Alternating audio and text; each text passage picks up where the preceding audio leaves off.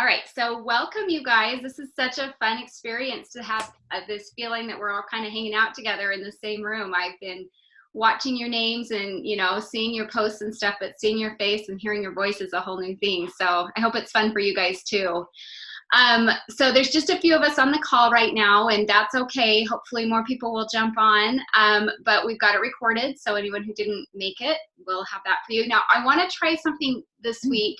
I'm really mindful of your time and want to make sure we're succinct and giving you value, but not taking too much of it. So what I'd like to do is keep this Q&A to about 30-35 minutes. And then if we find that's not enough, then next week we can make it a little longer, but I just feel like I want to be mindful of everything everyone's doing all the time. So we'll start with that. And so this week we are doing our weekly routine. I'm really interested to see how this has gone for you, if you feel like it's solving some problems. And if you're having any troubleshooting with any of the parts of the formula that I gave you, or any of the routines you decided to pick. So I'm going to ask anyone on the call how it's going, and if they've got any questions about the weekly routine. There were some questions on the Facebook group, and we can answer those, but let's start out talking about weekly routine, and then you guys on the call specifically, does anybody have anything they want to? Oh, Krista, hey, it's good to see you. I love this. Any questions on the weekly routine? First of all, is this solving a problem for you guys? Are you finding value in this? Are you having a hard time? If you've got your menu planning, laundry, and cleaning down, are there other applications for you with this routine, or how's it working? Anybody got anything? Oh, I see Danielle on. So fun. Okay, so silence on that one. All right, how about any other questions about this week? I know that Heather asked about finding good habit hooks for the weekly routines.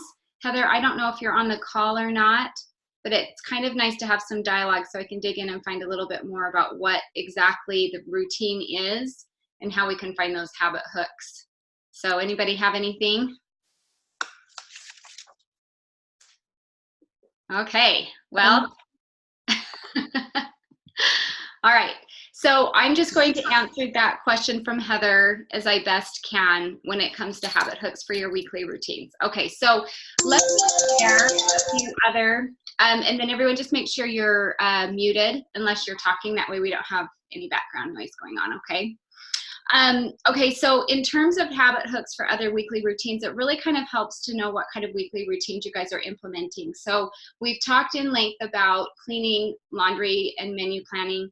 I'll share a few of the other weekly routines that I have and the habit hooks that I find for them, and maybe that will be helpful. So I hate bringing home groceries and not having anywhere to put them. And I used to try to clean out my fridge and kind of restore my pantry and those kind of things as I'm putting away my groceries. And I just realized I dreaded it. And dread is going to come up with another question that somebody had, but I've noticed whenever I dread something or want to procrastinate something, that's typically a sign that my routine or what I'm trying to do is too long or too complicated or not right for the time. And so I learned that when I come home, I love to have my fridge open and ready to put food away. So I do my grocery shopping on Friday. So Thursday then became this routine that I needed to have that routine of cleaning out my fridge. So the habit hook that I use for that is when I'm cleaning up dishes for breakfast, I just make that part of my breakfast cleanup, is I just go through my fridge, dump some stuff, take some cleaner and quickly wipe it out. I mean, really, I'm not doing a thorough take everything out. You guys know me by now, right? Like, done's better than perfect. And it's not valuable enough to me to have my entire fridge cleaned out really well, every single week, but just moderately. So I'll just do that quick. It probably takes me 5 minutes, and my fridge is always really clean. I don't have leftovers sitting in there for longer than about a week, and it works really well. I also habit hook. I do my laundry. I do my laundry on Fridays, though I think Tuesday is a really good day. That's why I recommended it for you guys. But for my family, I had to tweak it.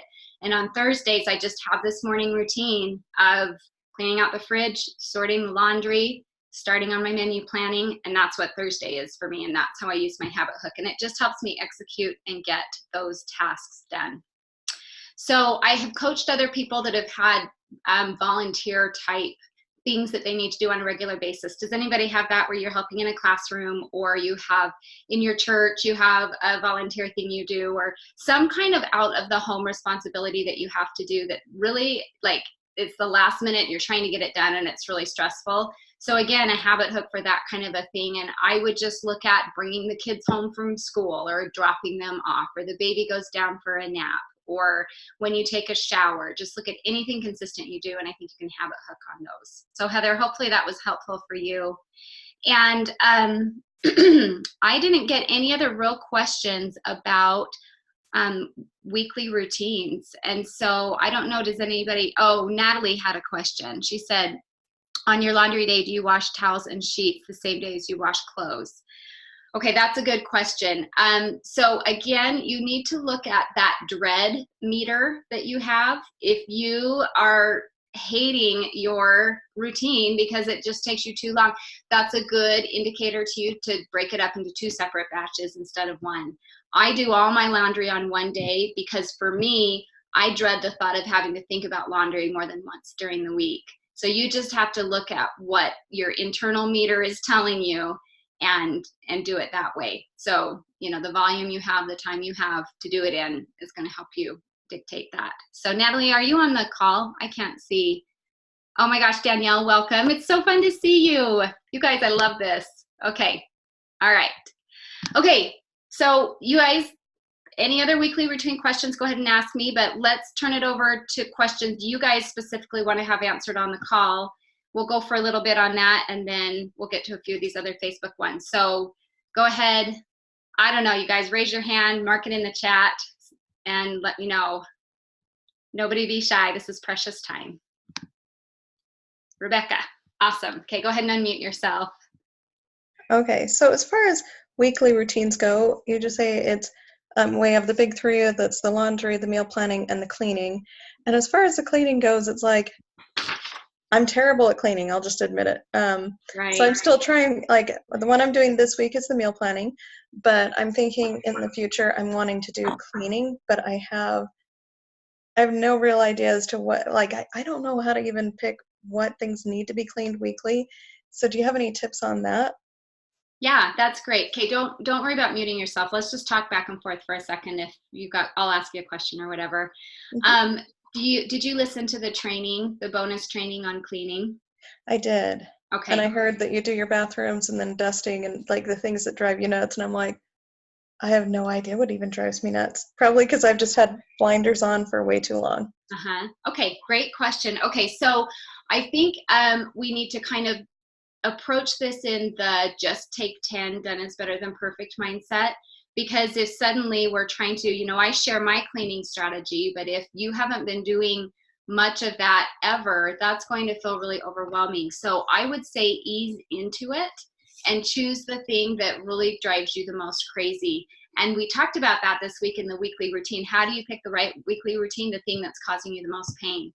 So if you know that cleaning's something you need to do, and you look at, well, I hate it all, it's just this one huge task, let's just break it up. Let's get specific. What is the one thing that drives you the most crazy? Is it the guest bathroom? So when people come in, that's messy, and do you want to come up with a way to keep that clean, right? Or is it your own bathroom? Sometimes people's own bathrooms, like the master bath, is a big deal, or sometimes it's mopping the kitchen floor.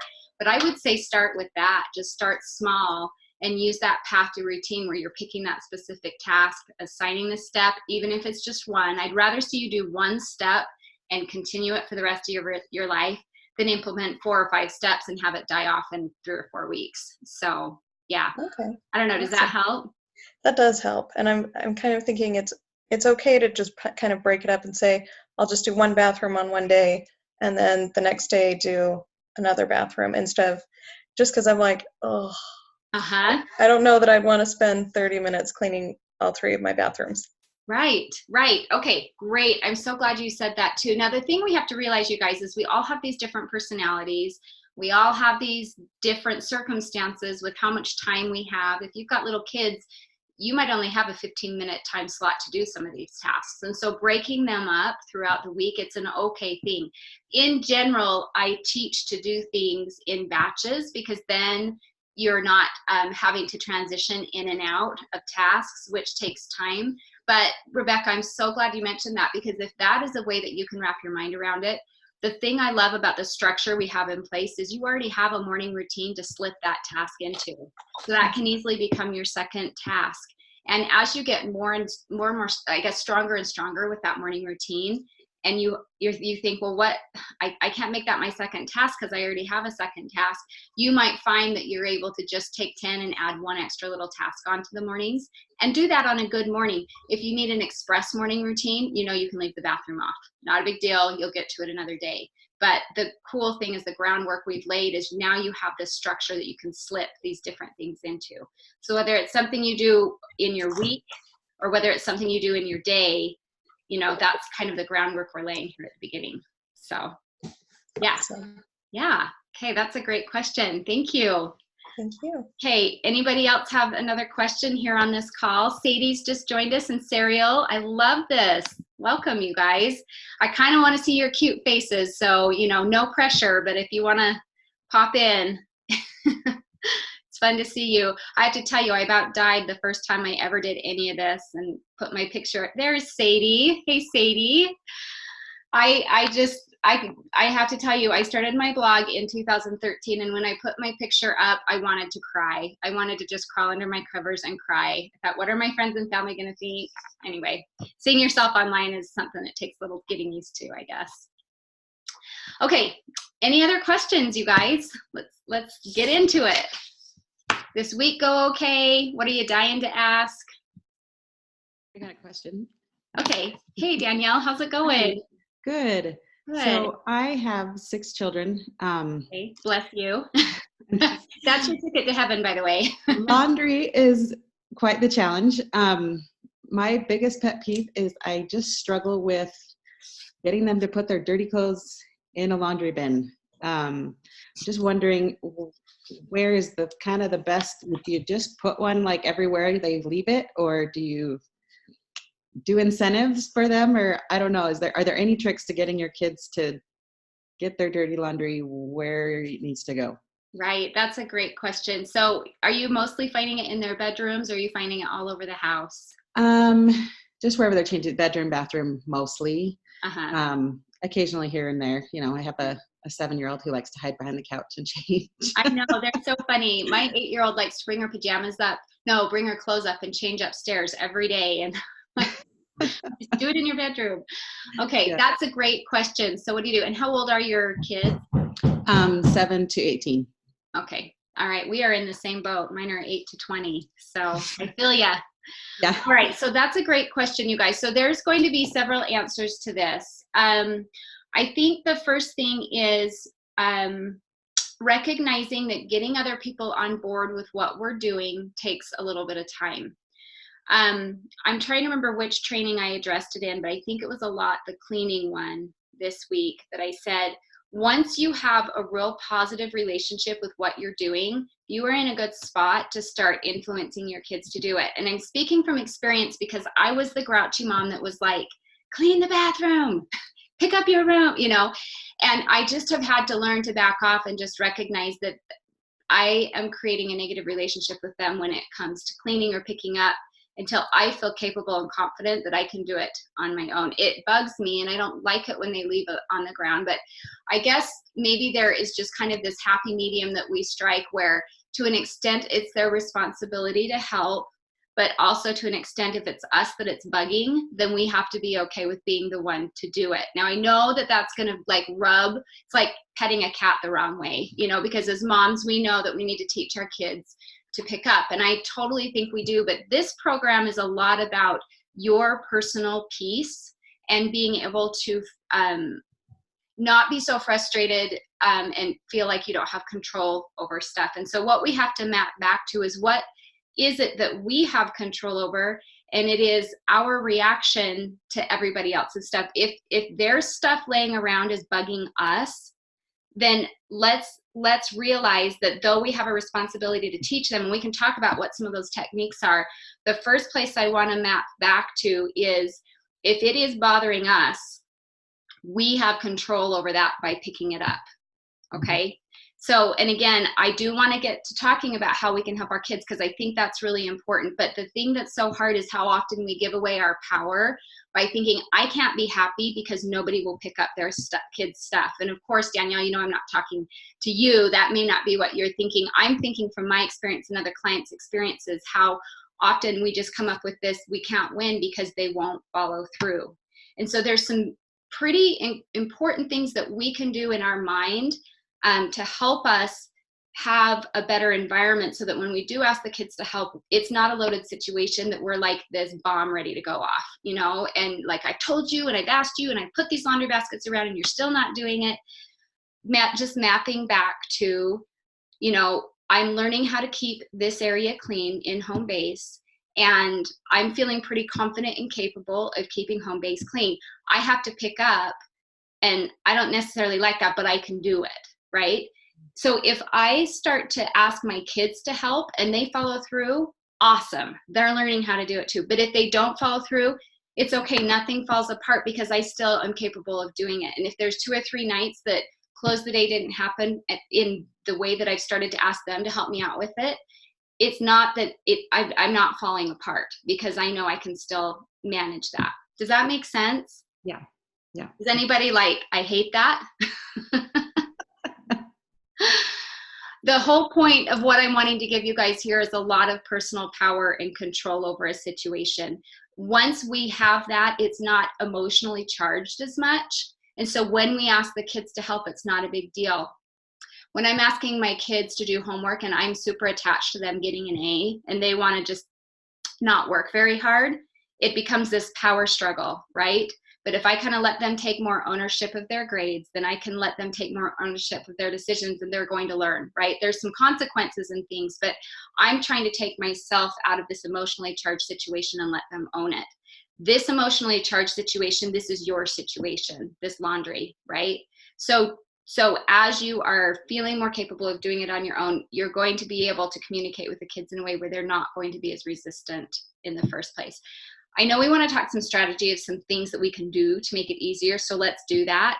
But I do think that's a really important concept, you guys. If you can kind of think through any of these things where you feel like my family's not supporting me, my lifestyle's not supporting me, recognize that what we want to do is make sure we back up and frame what it is we're trying to get done within the context of what we have control over. So maybe not try to get quite as much done, but like move the boundaries in so that we can really execute on what needs to get done.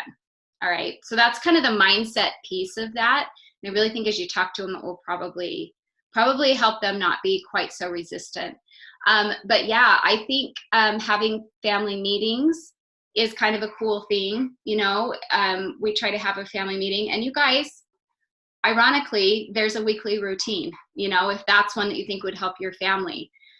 We have weekly family meetings. We call it family council, and talk through things. And I think really coming from a place of, I am working really hard to get organized, and this is part of what I'm learning, and it's awesome. Have you guys loved how clean things are? So would you guys be able to help me with blah, blah, blah? And what would make it easier for you? If I had a laundry basket in the corner of the family room, because, you know, that's cute. Or if I just could keep one around the corner. Or one thing that works for us, we have a stair basket. Have you guys seen those before? A basket that fits on the stairs. If you've got upstairs or downstairs, even if you could just drop your dirty clothes in the stair basket, and then part of the close the day routine is that somebody empties the stair basket or you empty the stair basket. Something like that might help make it logistically be a little easier. But before you even approach these conversations with the kids, I would just make sure you're getting yourself in a good neutral place and feeling like you can, you're not dependent on them to do it. You just are asking for their cooperation so you can work together as a team, I guess. I don't know, Danielle, what are your thoughts on that? No, that's great. That's very helpful. Yeah, I have varying expectations for each child. Yeah. But, you know, as a mom, I want, you know, I think they're old enough that it can start to. Absolutely. Oh, she just froze. Does anybody else? You know, have them watch the video with me. Yeah, you froze just a little bit, but you're saying they're old enough that you think they can start helping out? Yeah, and maybe I'll let them watch a video or two with me and maybe that'll help. Right, right. I love that. Yeah. Or just, yeah, I think that's great. Or, make it fun for them too. Maybe the older ones don't want to have a buzzer set, you know what I mean? But the little kids will play with that. I'm just gonna share this really quickly when it comes to having our family help us out with these things. I have a daughter who is, if I'm on this end of the spectrum, she's on this end of the spectrum in terms of, being ambitious and getting things done. And so it's been a struggle. And so just even getting a room to get clean has been rough. And I had inspiration when she was little, you need to make it fun. And I just ignored the inspiration. And I was like, it doesn't have to be fun. Like, we just need to get it done and move on. I don't need to make a game out of this. And I regret that because all of these years we've struggled. And now as I try to go back in as she's older, and can we make it fun? Can we talk? It helps. But I think I had an opportunity to really help her develop a positive relationship with work, and I just ignored that. So hopefully you guys, as you are working with your family and getting them to help out with some things, pay attention to those little thoughts that come to you. They're usually soft, and they might surprise you a little bit, and you may be a little resistant to them, but those are gems, and they usually will really help you know how to work in that unique situation. But the undercurrent of all of this is being calm and not being trying to enforce things too much, because that really turns people off. Let's have you be in a calm spot. And the way you do that is by, again, just kind of making sure that what it is you're trying to do is something you can manage. If it's more than you can manage, you need other people, then you need to kind of shrink in your expectations. So, okay, I just saw something come through in the chat. Thanks, Danielle, for asking that. Amy said, thanks for sharing that. Oh, you're welcome. I hope this is helpful for all you guys. Okay, so there was a question that Serial asked. Serial, you're on the call. Do you want to pop on? If you don't want to come on the video, you don't have to, though. I'd love to see your pretty face. But maybe just you mentioned the Facebook group, morning and evening routines, and you feel like you're neglecting your husband. Do you want to talk about that for a second? Because I think that that like ties in with what we were just talking about with laundry. Are you there? Oh, there she is. Hey, you cutie. Are you in the car? I can't hear you. Can you hear me? Oh, darn, you guys. Sarah, I can't hear you. Shoot, I can't hear you. Maybe she's got her Bluetooth. Sometimes that's the problem. Okay, Serial, pop on if you can. We're not hearing what you're saying, unfortunately, but I love seeing you. So see if it's through your Bluetooth it's a problem. I'll read the question and then you pipe in if you're able to get some sound through, okay? She said, I've been so focused on my morning and evening routines and getting things done that I think I'm neglecting my husband, feeling also that if he helped out more, I wouldn't be up until after he falls asleep. I feel like one or the other has to go to make time for him. Are there any tips? Okay, that is such a great question. All right, you guys, I really want to emphasize the fact that being in life organized, it's not just the new content that you're getting that's the value. You're also getting long-term experience and coaching on how to make this foundational organize your day stuff work. And you're finding there's lots of little nuances that come up that will challenge you. Without the support of this group, then it would really be easy to just kind of bag some of it and go back to old ways. So I hope that you're seeing the value of just continuing to meet together. And this is one of those examples, and I think there's a few others that have been coming up with just some things of how do I really make this work? All right, so the example I want to give you on this is if you think about, let's say on your computer, you have this much storage maybe for pictures, and you try to dump this many pictures in. The bandwidth, the availability for the photos you want to put in won't allow for this extra piece. Now what's hard is we also have bandwidth like that, but unfortunately it's not that rigid. We still can try to get away with things, right? So we can still try to get away with doing too much, and we still can kind of fit everything in, but we make it work. But the fallout from that is frustration, resentment, guilt, overwhelm, whatever it is, right? So we may get a space is too full on our computer when we're trying to dump photos in, but we don't get that necessarily, that message, when we're trying to do too much. We just get I'm frustrated, I'm overwhelmed. So I want you to start looking at those feelings as a trigger to do one of two things. Either what it is you're trying to get done you need to shrink what it is you're trying to do.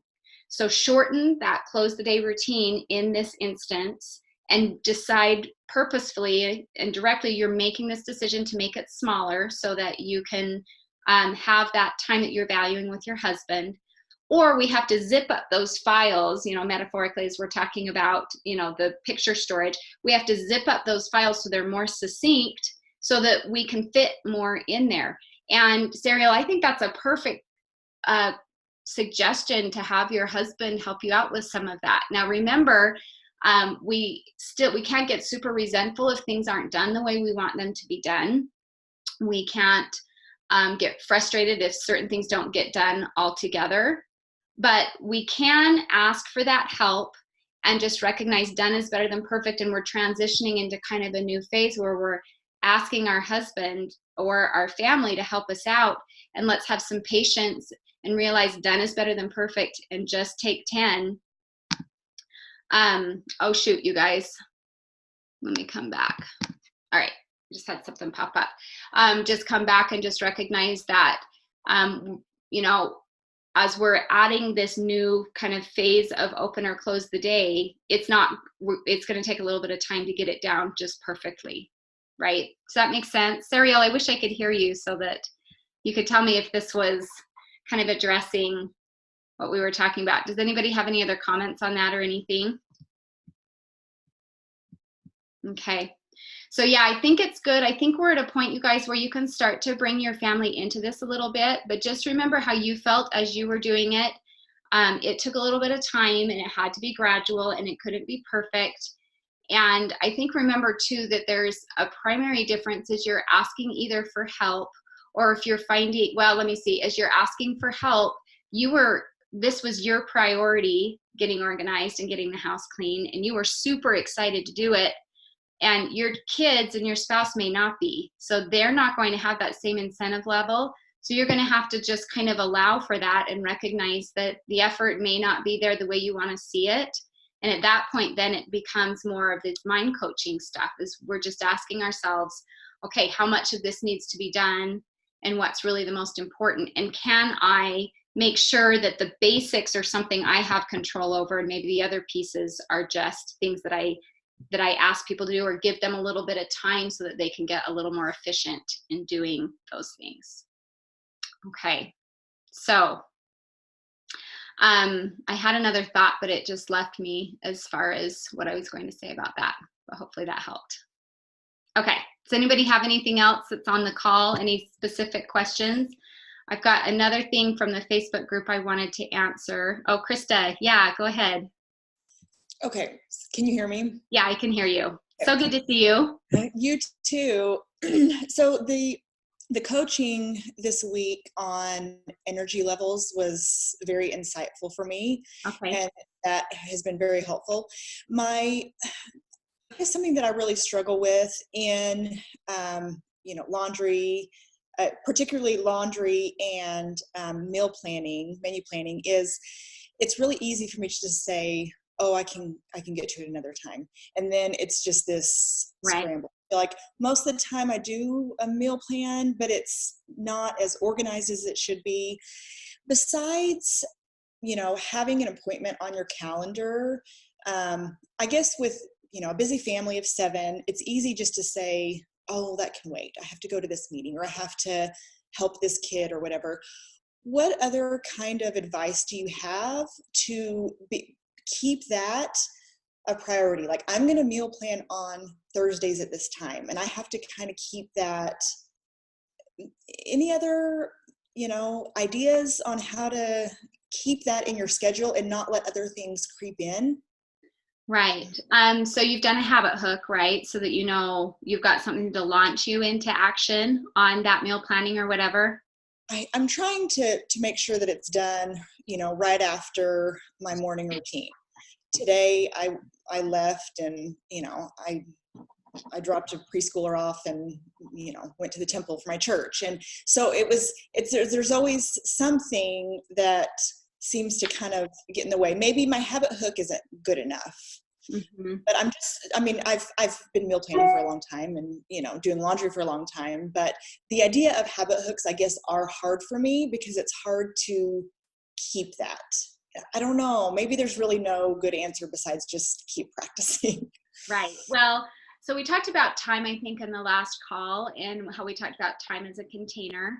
And just like you can only fit so many things in a container, you can only fit so many things in your time. And so I think the conflict we're having is so many good things. I mean, all those things you just mentioned, that you're, going to the temple and being with your, dropping your kids off, all those things. Those are all things that you just have to kind of decide, okay, what is okay to, what is the priority here?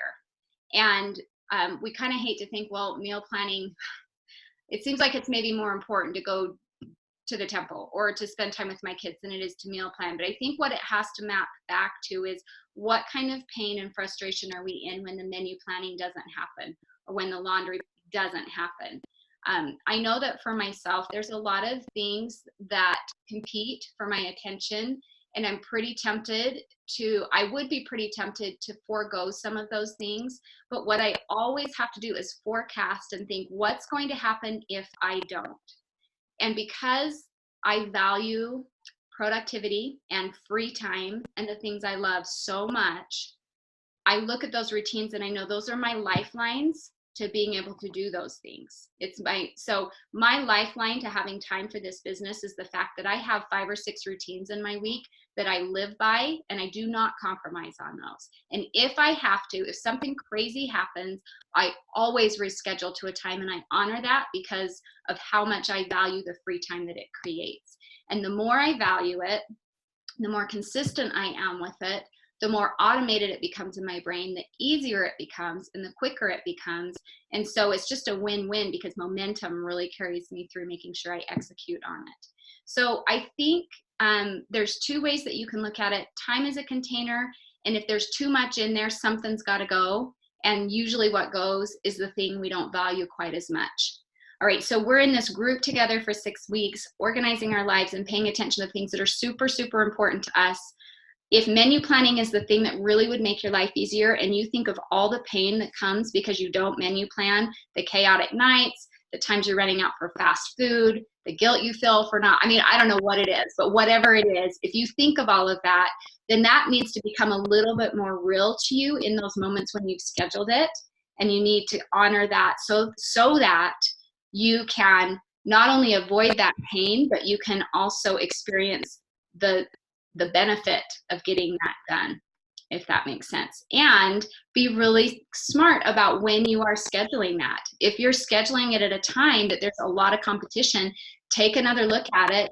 If it's competing with other things that you also value, there are times in your week that are less important. It's like real estate. There's prime real estate, and then there's kind of the outer fringe. Your time's the same way. You've got prime time to schedule things. So make sure that those predictable prime times are also, attached to those times that are going to, the things you value the most are going in that time that's like the most productive.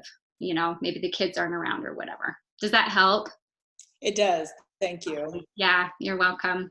All right, you guys, I feel like we could use more time than this, but I want to honor what I talked about, just having this 35 minute time frame, just so that you're able to use some time to get some things done, and that every week it doesn't feel like this block of an hour, unless you feel like we want to have more time than what we have. So what I want to do is experiment with, we'll end the call here right now, and then you guys let me know how you feel. If this wasn't enough and you want to keep going, then next week we'll make it longer. But I wanted to experiment with this just to see if it serves you better or not. So let's go ahead and do that. I know it feels like kind of an abrupt end, but I do want to try to have integrity with that. And I just want to tell you guys, you're all doing amazing. And I'm thrilled to see how well you're refining the systems that we've already learned. and that you are embracing these new ones. It's just a pleasure and joy to be working with all of you. And I love seeing your faces. So thank you so much for joining today. And any other questions that didn't get answered, go ahead and post on Facebook. All right? Okay, everyone have a good day.